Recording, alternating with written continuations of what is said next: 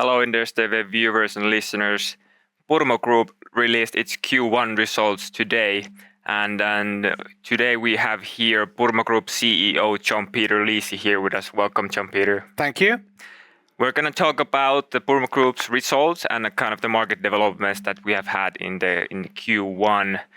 First, John Peter, could you kind of summarize the Q1 results and kind of main points in the quarter for you? Of course, Olli. The kind of our main points in this first quarter of 2022 is that we believe it was a solid start to the year. Our sales grew with 24%, of which 21% was organically. So there was clearly growth. But most of this growth was actually driven by price inflation.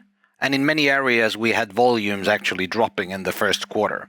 Why were volume dropping? They were dropping because we had a geopolitical situation playing out in Europe.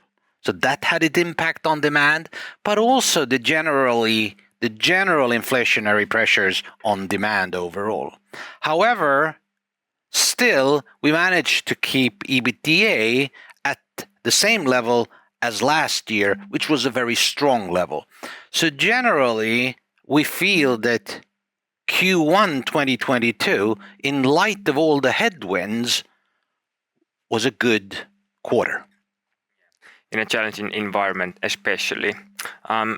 Could we talk a little bit about the divisions now? In ICS-division, you grew very rapidly, and also the kind of profit level were on a good level there, and also there was price increases there, but also kind of the volumes were up there. Can you talk about the kind of the market developments there? Because we have seen kind of the volumes dropping in the previous quarters, but now they were up.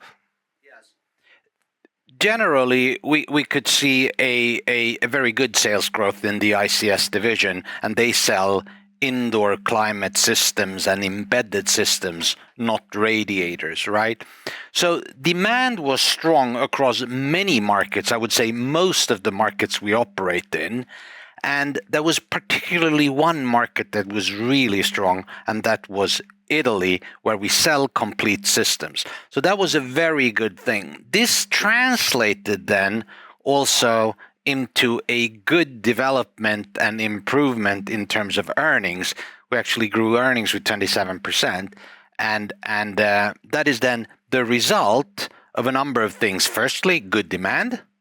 Secondly, being able to increase prices in light of cost increases, right? So they did that well. And then generally, they were managing the situation with quite severe supply constraints in a good way.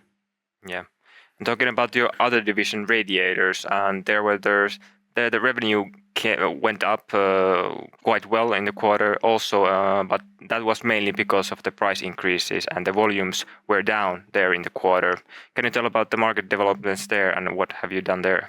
Yeah, I mean, you're very correct, Olli. The volumes here were down with 10% actually, which is a significant number in a quarter.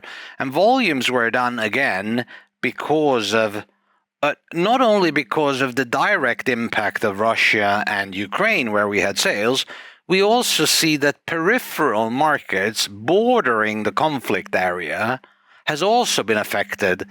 An important market for us is Poland, clearly affected in many aspects of that crisis. So these were the reasons, that we saw demand of radiators actually come down in the first quarter of 2022. So that's clear.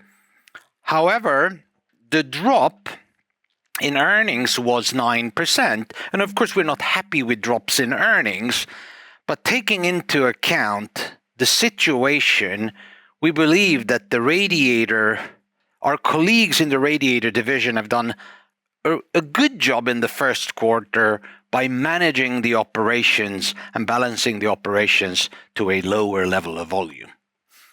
That's fair. Can we now talk about the Eastern Europe situation? Maybe you can summarize kind of your Russian operations. What have you done during the quarter to those? Yes, when it comes to Russia, then, as we said during our quarterly call here, For us, it was not possible to continue the business in Russia due to ethical and humanitarian reasons. And we took the decision together with our board and our owners and so on that we have to exit.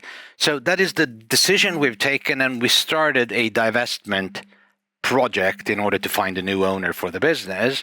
And the outcome after this is that we will have no manufacturing operations and we will have no sales of any Purmo products in Russia. Yeah. How about, you said that kind of in Poland you saw effects of this kind of conflict area in Ukraine. How about the other kind of neighboring countries, and maybe in the Central Europe, have you seen kind of any effects there? Yeah, well, if you look at the Central European markets for us being like, Germany and Austria and Czech and so on, we have not seen big, negative impacts directly related to the conflicts. Poland being one of our bigger markets, we have seen a negative effect when it comes to customer sentiment and also the demand profile because of, worries and the general situation in the area.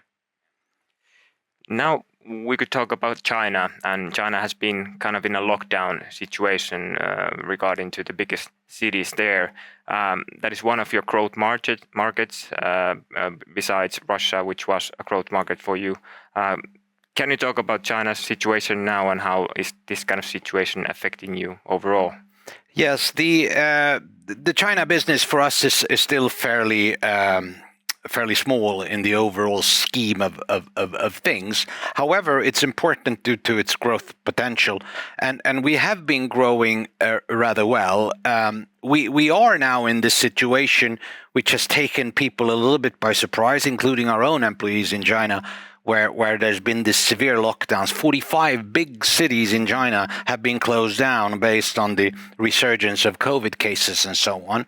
And that is a frustration for the people living in China, including our employees. So when I talk to our own employees in China, in our factory there, there's been a great frustration, but there is still hope that this situation will ease and they will come back. So the forecast when it comes to China for us is that beyond the troubles with lockdowns, we remain very positive to the opportunities in China. Let's talk about guidance now. You gave a guidance now after in the Q1 report, and you expect the revenue to grow and also kind of the adjusted EBITDA to be kind of in the same level as last year, minus or plus 5%, if I'm correct. Can you tell a little bit about your guidance and what kind of certain or what kind of uncertainties you see in the market that might kind of affect this guidance going forward? Right. Since we haven't given guidance at the beginning of 2022 for the full year 2022, we wanted to make it clear that we are now giving some form of guidance to the market, and therefore we had the release this morning as well. And why do we do this? The reason is that we have seen improved visibility of the year, because remember, the last time around, we didn't know what was happening. The invasion of Ukraine was very fresh and new, and everything was a little bit up in the air, right? Or much up in the air. This does not mean that all fog has disappeared and we now are completely clear-sighted about what's going to happen. That is not it. What we're saying is that we have improved visibility, and with the first quarter now, we're able to actually communicate what we have said. And let me repeat it then, that we will believe that we will have sales growth in the year, and we will be able to deliver an adjusted EBITDA at the same level as last year, with a range up or down of approximately 5%. That sounds good. Thank you for the interview, John Peter. Thank you, Olli.